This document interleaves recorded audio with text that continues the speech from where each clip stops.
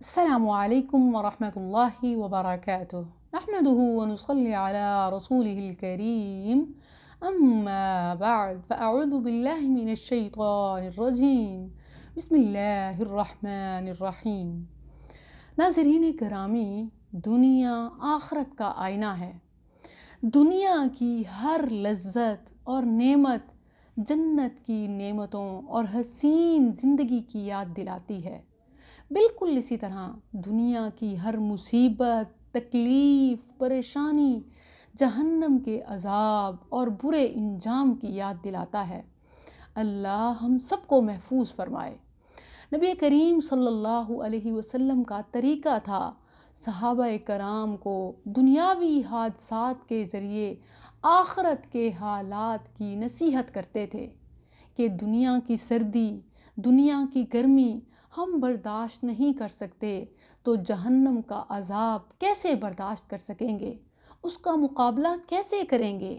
اس موسم سے بچنے کے لیے ہم کس قدر تیاری کرتے ہیں، اور جو اس سے کئی گنا زیادہ ہے اس سے بچنے اور اپنی فیملی کو بچانے کے لیے ہم نے کس قدر تیاری کر رکھی ہے.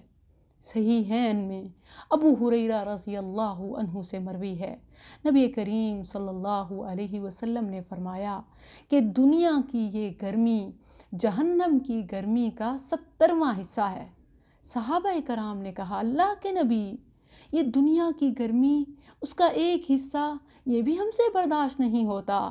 آپ صلی اللہ علیہ وسلم نے فرمایا کہ جہنم کی گرمی شدت اس سے 69 حصے زیادہ گرم ہے. جہنم کی آگ اگر ہم اس موسم میں، اس سردی یا گرمیوں میں گرمی سے نہیں بچ سکتے اور پوری کوشش کرتے ہیں کہ اپنے آپ کو موسم کی سختی سے بچائیں، اپنی فیملی کو اس موسم سرما کو دیکھ لیجئے. مائیں کس قدر اپنے بچوں کو کور کرنے کی کوشش کرتی ہیں، کتنے ڈریسز پہناتی ہیں، پوری کوشش کرتی ہیں کہ موسم کی شدت بچوں پر اثر انداز نہ ہو. لیکن دوسری طرف ہم بھول رہے ہوتے ہیں کہ اسی موسم کی شدت سے بچاتے ہوئے ہم اپنے بچوں کو ان کے گرم بستروں سے نہیں نکالتے، گرم لحاف نہیں ہٹاتے، تو یہ جہنم کی سردی کا مقابلہ کیسے کر سکیں گے. جی ہاں، اس دنیا کی گرمی اور اس دنیا کی سردی جہنم کا ایک حصہ ہے، جبکہ جہنم خود اس سے کئی گنا زیادہ سرد یا کئی گنا زیادہ گرم ہے. دونوں قسم کے جہنم کے عذاب ہیں. نبی کریم صلی اللہ علیہ وسلم کا فرمان صحیح مسلم میں موجود ہے کہ جہنم نے اپنے رب سے شکایت کی کہ اے میرے رب، میں اتنی بھڑک چکی ہوں کہ میرا باز کو کھا رہا ہے، میرا طاقتور حصہ کمزور حصے کو نگلتا جا رہا ہے. تو اللہ نے اسے 2 سانس لینے کی اجازت دی، ایک سانس سردی میں اور ایک سانس گرمی میں. نبی کریم صلی اللہ علیہ وسلم نے فرمایا کہ یہ تم جو سردی محسوس کرتے ہو یہ جہنم کا ایک سانس ہے، اور جو تم گرمی محسوس کرتے ہو وہ بھی جہنم کا ایک سانس ہے. اندازہ لگائیے کہ جس کا سانس اتنا شدید ہے وہ خود اندر سے کتنی سرد یا کتنی گرم ہوگی. تیاری کیجئے اس موسم سے، اس موسم کی شدت سے بچنے کی جہاں کچھ کام نہیں آئے گا.